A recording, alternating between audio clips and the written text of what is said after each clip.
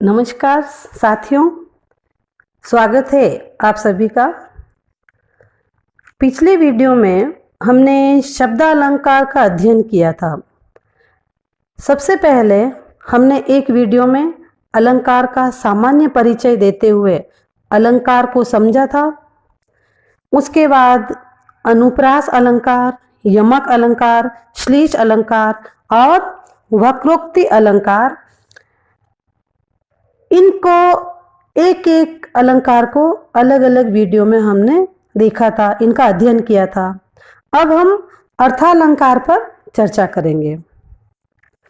इस वीडियो में हम समझेंगे कि अर्थालंकार क्या है। सबसे पहले हम अर्थालंकार का अर्थ क्या है यह समझते हैं। अर्थालंकार शब्द देखिए दो शब्दों से मिलकर बना है, अर्थ प्लस अलंकार। अर्थ का मतलब अर्थ और अलंकार का मतलब है सौंदर्य उत्पन्न करने वाला तत्व। जब अर्थ के माध्यम से भाषा में सौंदर्य उत्पन्न किया जाता है तो वह अर्थालंकार होता है। अर्थालंकार के 5 भेद या प्रकार होते हैं। पहला है उपमा अलंकार, दूसरा रूपक अलंकार, तीसरा उत्प्रेक्षा अलंकार, चौथा अतिशयोक्ति अलंकार और पांचवा मानवीकरण अलंकार। देखिए, आज हम केवल उपमा अलंकार का अध्ययन करेंगे। उसके बाद के वीडियो में हम रूपक, उत्प्रेक्षा, अतिशयोक्ति और मानवीकरण अलंकार, इन सभी को एक एक अलग अलग वीडियो में समझेंगे। तो आइए हम उपमा अलंकार को समझते हैं। अगर उपमा अलंकार को ध्यान से देखें तो इसमें जो शब्द है उपमा, इस उपमा शब्द का अर्थ ही है तुलना। यानी जहां दो व्यक्तियों का या दो वस्तुओं की किसी गुण के आधार पर तुलना की जाए, या हम कह सकते हैं कि दो व्यक्तियों या दो वस्तुओं की रूप, रंग, गुण, धर्म, इनके आधार पर दूसरे व्यक्ति या वस्तु के साथ तुलना की जाए तो वहां पर क्या होता है, वहां उपमा अलंकार होता है। यानी यह अलंकार तुलना बताता है। किसी एक व्यक्ति या वस्तु की तुलना उसके रूप, रंग, गुण, इनके आधार पे दूसरे किसी व्यक्ति या वस्तु से तुलना की जाती है, वो उपमा अलंकार होता है। तो हम समझ जाएंगे ये देख के कहीं पे कि जहाँ किसी वस्तु में तुलना हो रही है तो वहाँ हम समझ सकते हैं उसको देख के कि यहाँ पर उपमा अलंकार है। उपमा अलंकार की पहचान है सा, से, सी, सम, ये सारे शब्द हैं। इन शब्दों को देखकर हम समझ सकते हैं कि यहाँ पर उपमा अलंकार है।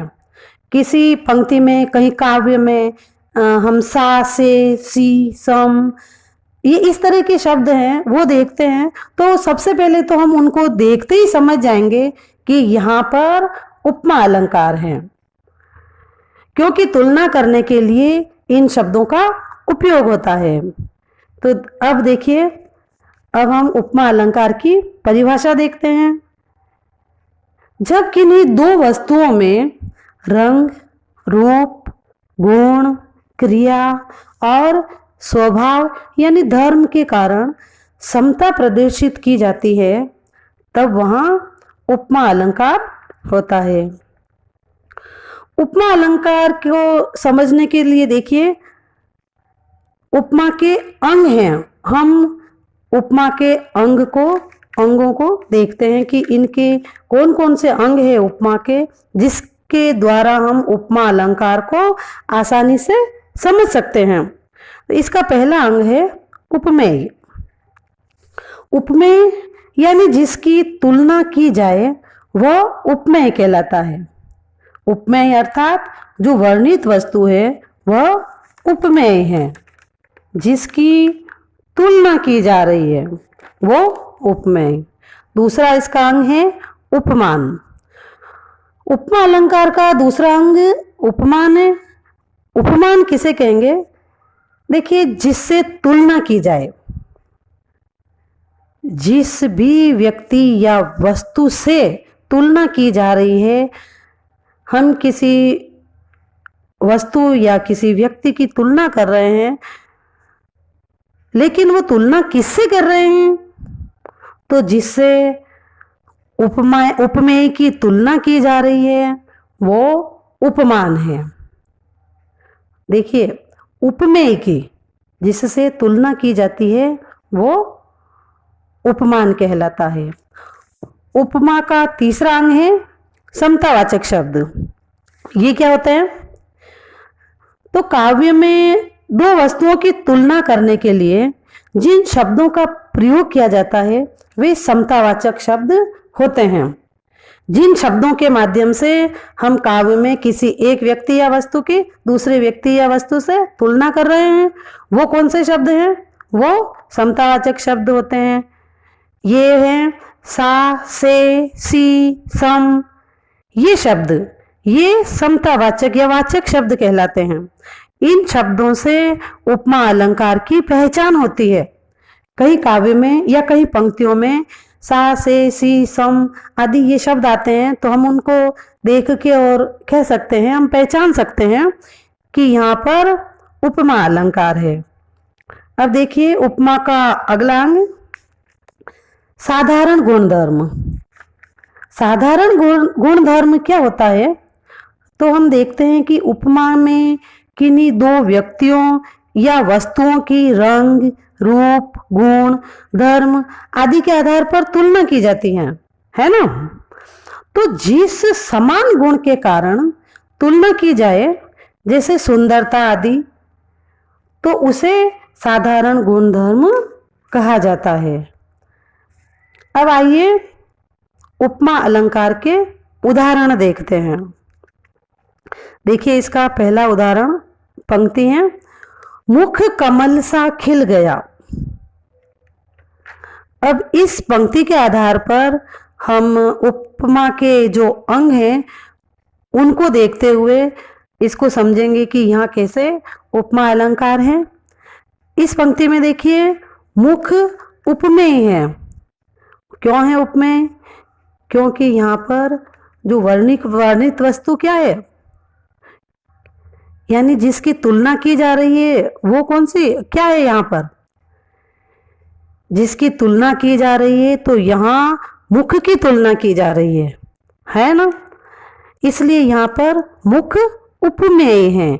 जिसकी तुलना की जाती है वो उपमेय होता है। और यहाँ इस पंक्ति में मुख कमल सा खिल गया, यहाँ पर मुख की तुलना की जा रही है, इसलिए यहाँ मुख उपमेय है।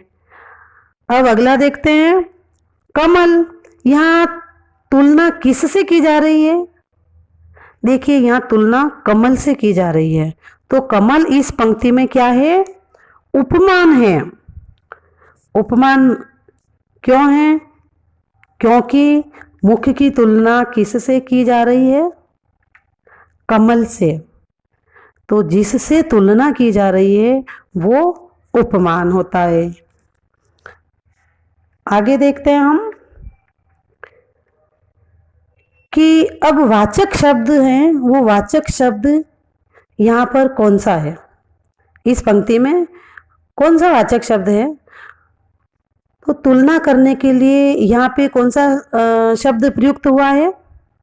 देखिए पंक्ति में मुख कमल सा खिल गया, स्पष्ट है। सा शब्द यहाँ तुलना करने के लिए प्रयुक्त हुआ है, तो सा शब्द यहाँ पर क्या है? वाचक शब्द है। और खिल गया यहाँ पर साधारण धर्म है। इस प्रकार इस पंक्ति में क्या है? उपमा अलंकार है। आइए इसका एक और उदाहरण देखते हैं। देखिए पंक्ति है, पीपर पात सरिस मन डोला, यानी मन पीपल के पत्ते के समान डोलने लगा। इस पंक्ति का अर्थ हम अगर देखें तो क्या हो रहा है? इस पंक्ति का अर्थ पीपर पात सरिस मन डोला। मन पीपल के पत्ते के समान डोलने लगा। यहाँ इस पंक्ति का अर्थ निकल रहा है ये कि मन पीपल के पत्ते के समान डोलने लगा। अब इस पंक्ति में हम ये देखेंगे कि यहाँ उपमेय क्या है और उपमान क्या है, वाचक शब्द और साधारण गुण धर्म क्या है, तभी ये उपमा अलंकार होगा। तो देखिए यहाँ जिसकी उपमा दी जा रही है या तुलना की जा रही है वह क्या है, वह है मन। मन की यहाँ तुलना की जा रही है, इसलिए मन शब्द इस पंक्ति में उपमेय है। अब देखिए तुलना किससे की जा रही है, यहाँ पीपल के पत्ते से तुलना की जा रही है। तो पीपर पात यहाँ क्या है, उपमान। और साधारण धर्म यानी जिस गुण के कारण तुलना की जा रही है वह है डोलना या डोला। तो ये साधारण धर्म है। और वाचक शब्द यहाँ पर है सरिस, यानी कि किसी भी पंक्ति में यदि उपमा अलंकार है तो वहां पर उपमेय, उपमान, वाचक शब्द और साधारण गुण धर्म ये उपमा के अंग जरूर होंगे, तभी वहां उपमा अलंकार होगा। तो हम समझ सकते हैं कि यहाँ पर उपमा अलंकार है। इस उदाहरण में पीपर पात सरिस मन डोला, यहाँ पर क्या है, उपमा अलंकार है। देखिए उपमेय को हम इस तरह भी समझ सकते हैं कि जो मानवीय वस्तु या गुण है वह उपमेय में रखी जाती है। उपमा के 4 अंग है ना, उपमेय और उपमान। इसमें से ये 2 अंग हैं, इनको हम इस तरह समझ सकते हैं कि जो भी मानवीय गुण है, जैसे मानव के अंग है, मन यहाँ पर है, या पहले जो उदाहरण हमने देखा उसमें मुख है, ये क्या है, मानवीय अंग है। तो जो मानवीय अंग है उनको हम उपमेय में, उपमेय के अंतर्गत आते हैं या हम उनको उपमेय में रखते हैं। ये मानवीय वस्तु या मानवीय गुण है, जो मानवीय अंग है, इनको उपमेय के अंतर्गत रखा जाता है। और जो प्राकृतिक वस्तु है उसे उपमान के अंतर्गत रखा जाता है। जैसे कमल है, यहाँ पर पीपल का पत्ता है ना, इन दोनों उदाहरण में ये प्राकृतिक वस्तुएं हैं, ये उपमान है। तो प्राकृतिक वस्तु है उन्हें उपमान में रखा जाता है। इस प्रकार हम उपमा अलंकार की पहचान कर सकते हैं। तो उम्मीद करते हैं आपको वीडियो पसंद आई होगी। वीडियो पसंद आए तो लाइक करें, अपने दोस्तों के साथ शेयर करें और हमारे चैनल को ज़रूर सब्सक्राइब करें। अगले वीडियो में हम रूपक अलंकार को समझेंगे। तब तक के लिए जय हिंद।